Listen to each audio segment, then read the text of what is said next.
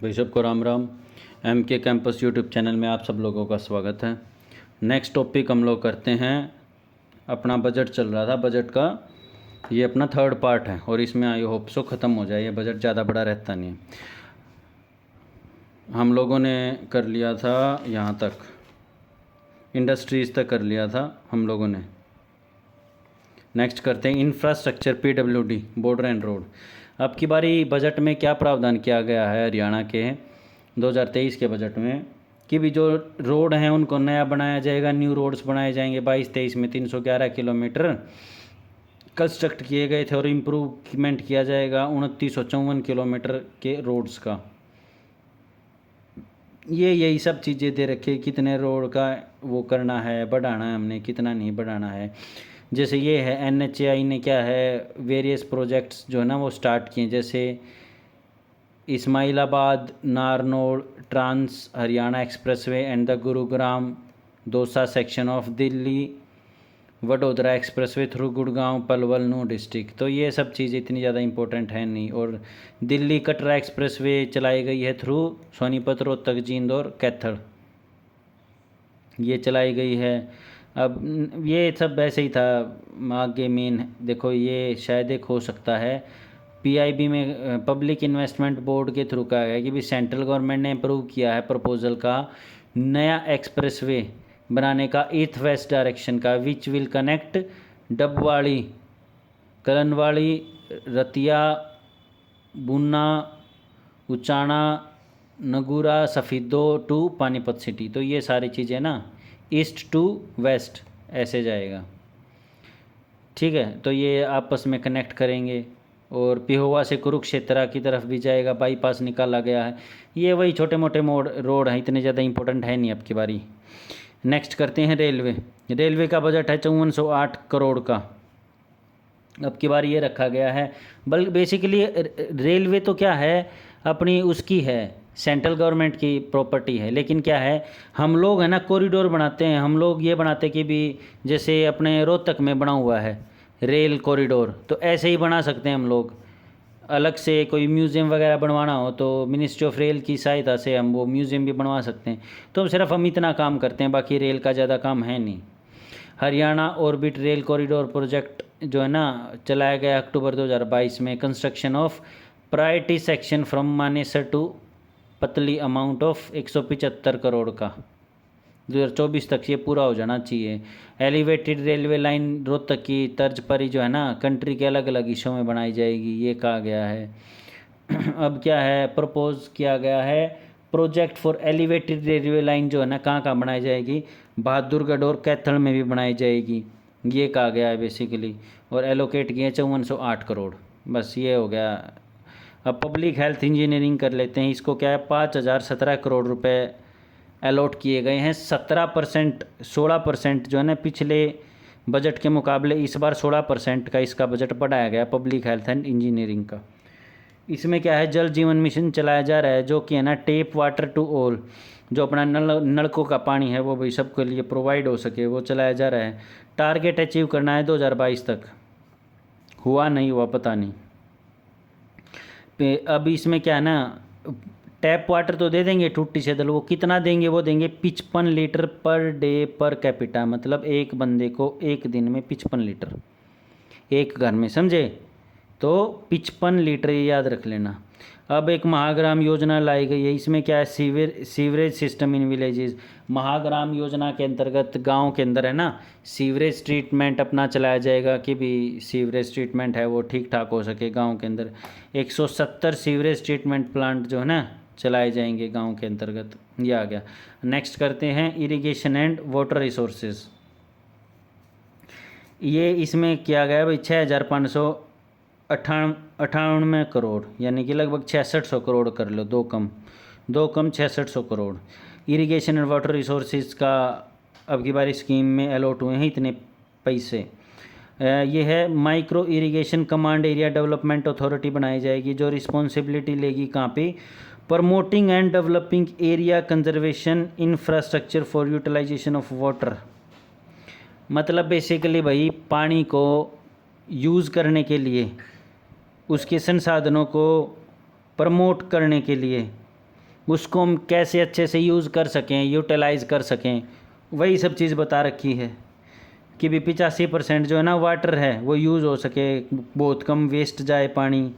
तो ये सब्सिडी दे रहे हैं इसके तहत, भाई कोई अगर ऐसा काम कर रहा है तो उसके तहत सब्सिडी दे रहे हैं अंडर पर ड्रॉप मोर क्रॉप स्कीम के अंतर्गत। PDMC याद रख लेना, बहुत ज़्यादा इंपॉर्टेंट है ये, मोस्ट इंपॉर्टेंट है ये।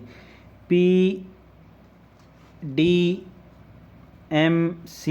पर ड्रॉप मोर क्रॉप, राइम सी बन गई।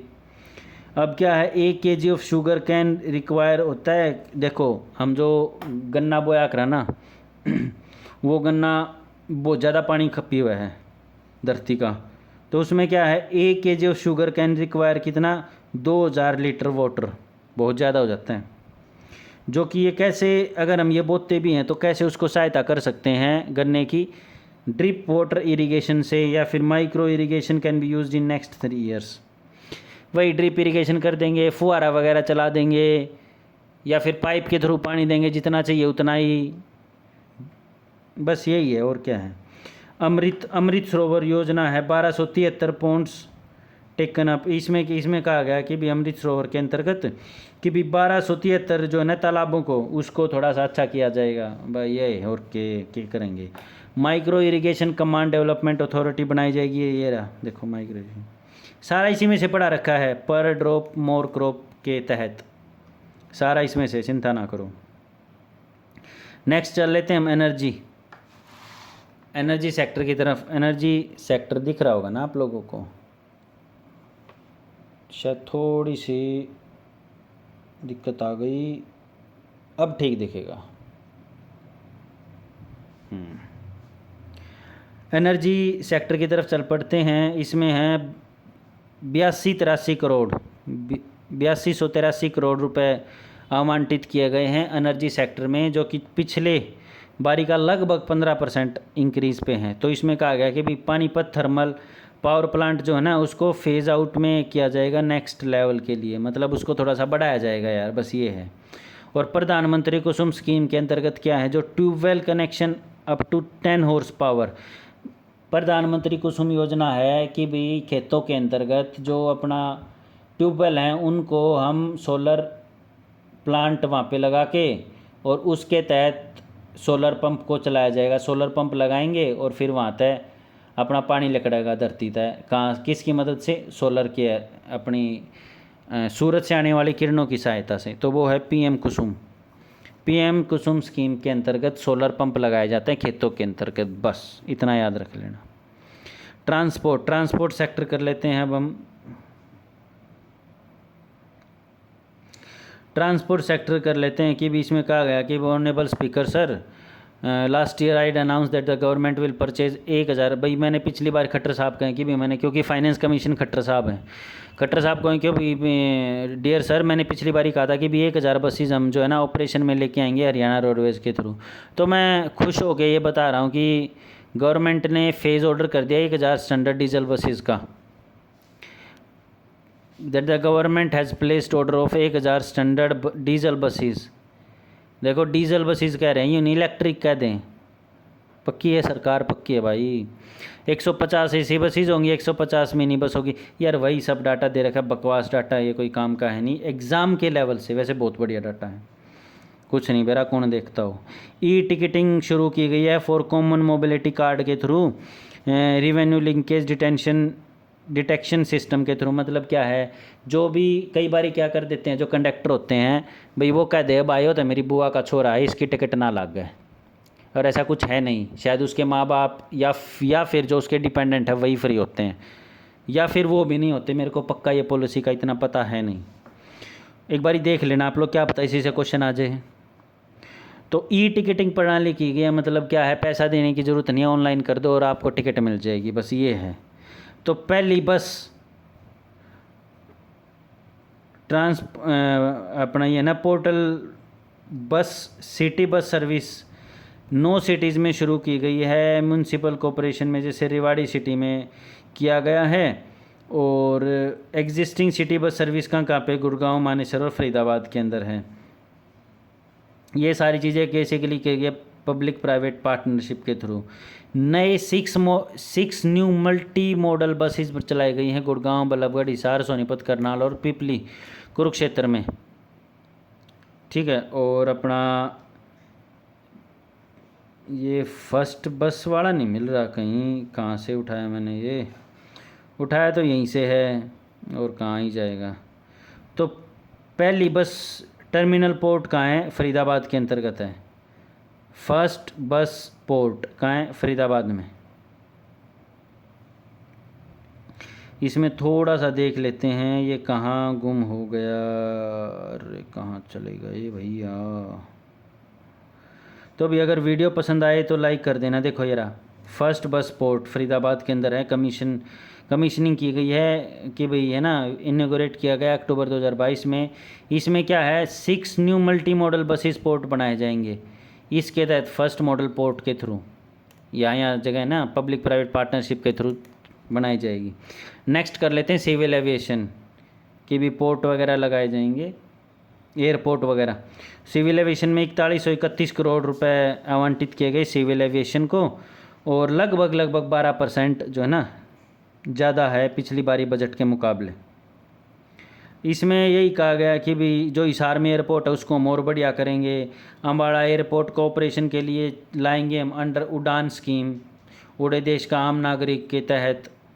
हालांकि ये वह है नहीं, इतने ज़्यादा महंगे रेट हो रखे हैं, कहाँ उड़ेगा आम नागरिक, महंगाई मोड़ने लग रहा है आम नागरिक। तो देखो ये किया गया 4131 करोड़ और 12% पहले के मुकाबले ज़्यादा है।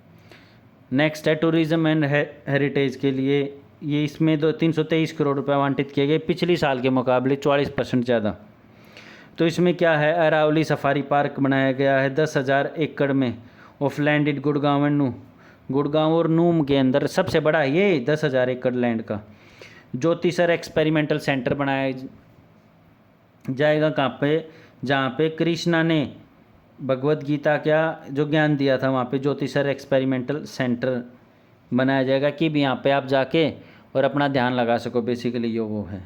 डोसी हिल्स इन महेंद्रगढ़, ये क्या है, यहाँ पे एंशिएंट आश्रम ऑफ ऋषि चुआना और 4 extinct volcanoes iconic tourist site. अब क्या है, डोसी पहाड़ी पे जो है ना, एक तो जो वोल्केनो एक्सटिंक्ट हो चुके मतलब गायब हो चुके, वो वोल्केनो यहाँ पे इसी डोसी पहाड़ी पे था।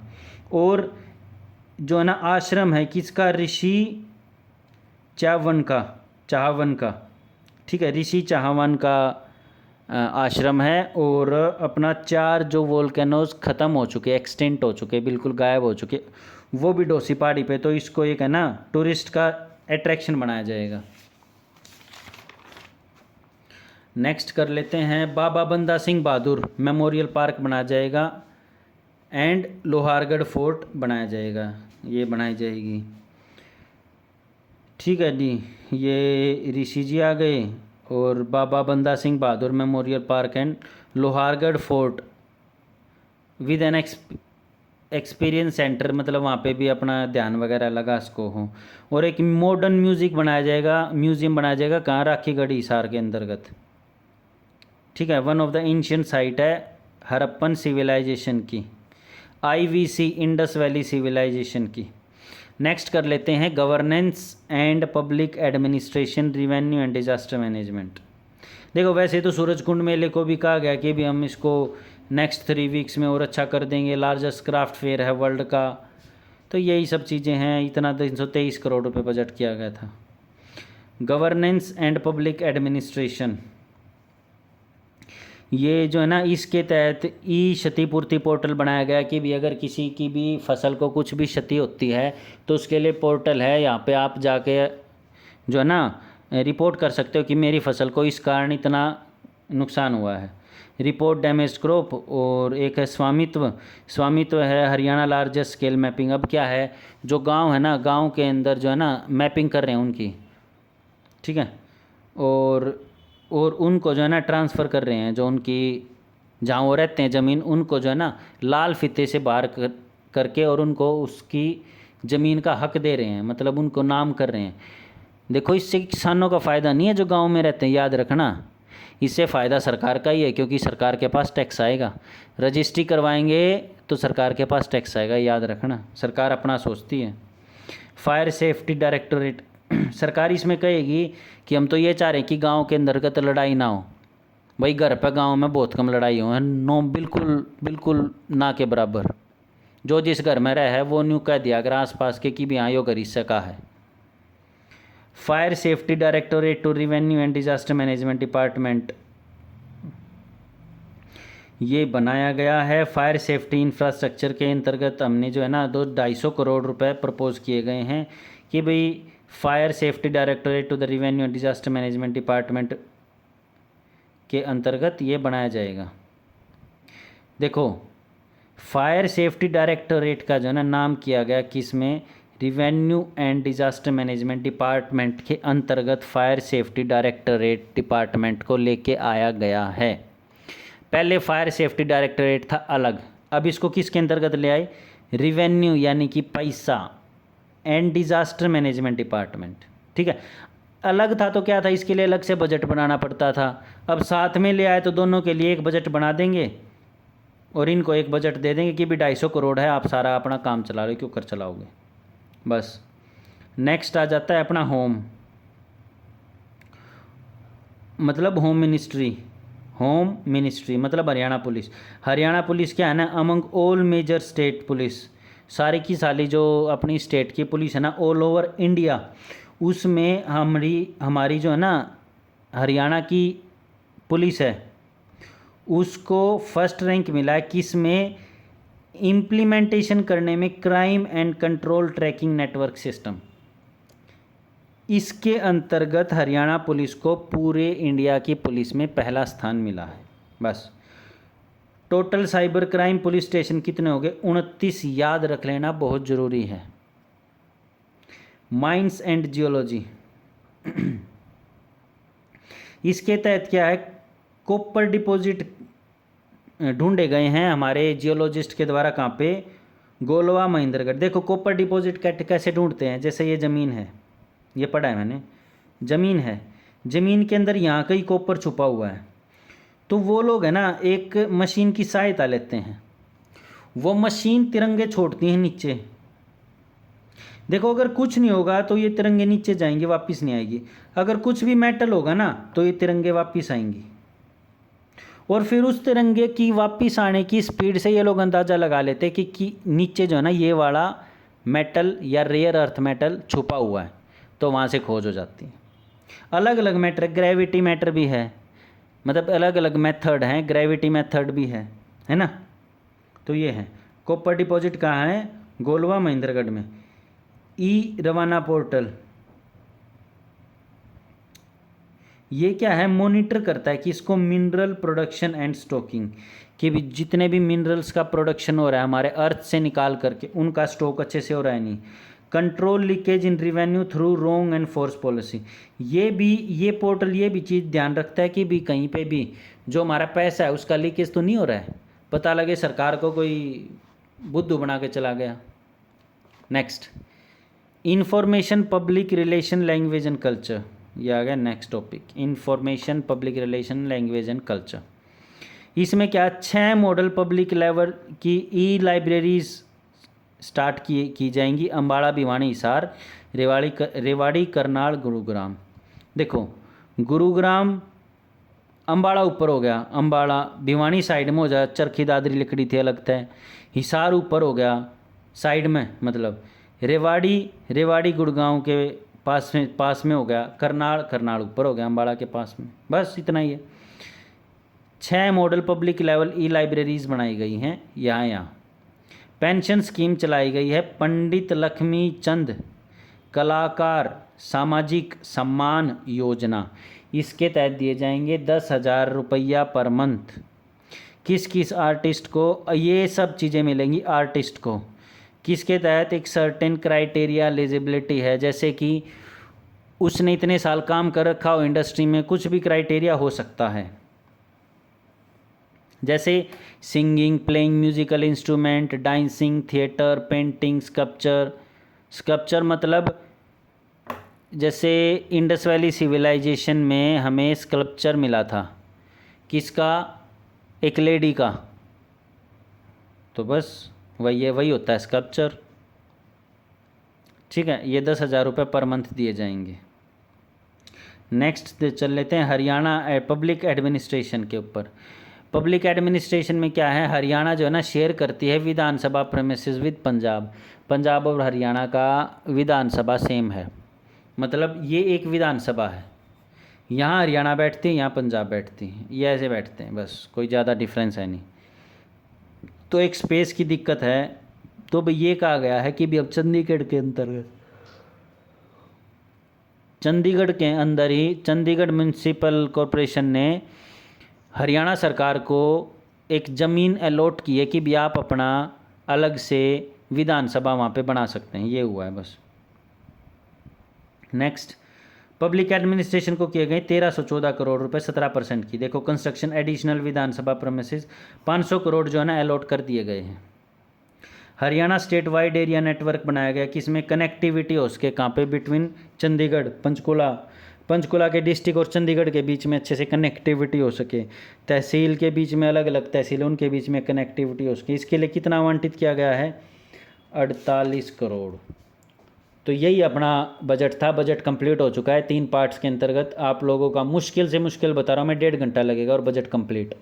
एक बारी रिवाइज कर लेना। ये रिवाइज करने के बाद एक बारी क्वेश्चन जरूर लगा लेना प्रीवियस ईयर में क्या क्या पूछे गए हैं बजट 2023 से, जो भी पेपर हुए हैं नियर बाय, जैसे एचपीएससी का हो गया या कोई भी और पेपर हो गया। एचपीएससी के बहुत सारे पेपर हुए हैं, कोई भी हो गया, उससे रिलेटेड आप लोगों को ये देखना है कि भाई बजट के में कैसे कैसे क्वेश्चन पूछे जाते हैं, थोड़ा सा देख लेना, या प्रीवियस ईयर पेपर में देख लेना जो पहले पेपर हो चुके हैं उनमें। और हम लोगों ने सीईटी का जो है ना सिलेबस कंप्लीट करवा दिया है ई और एफ सेक्शन का, यानी कि economic and governance, and F section environmental studies and disaster management. एक रहता है अपना जो हैं अपने कौन सा part, traffic rules and etcetera. ये ट्रैफिक रूल्स मैं बहुत जल्दी करवाऊंगा आप लोगों को, नोट्स तैयार हैं आप लोगों के लिए और बस करवाने हैं, ईजीली एकदम अच्छे से समझा के तैयार करवाऊंगा आप लोगों के लिए। सो यहीं तक थी वीडियो एंड साइनिंग आउट।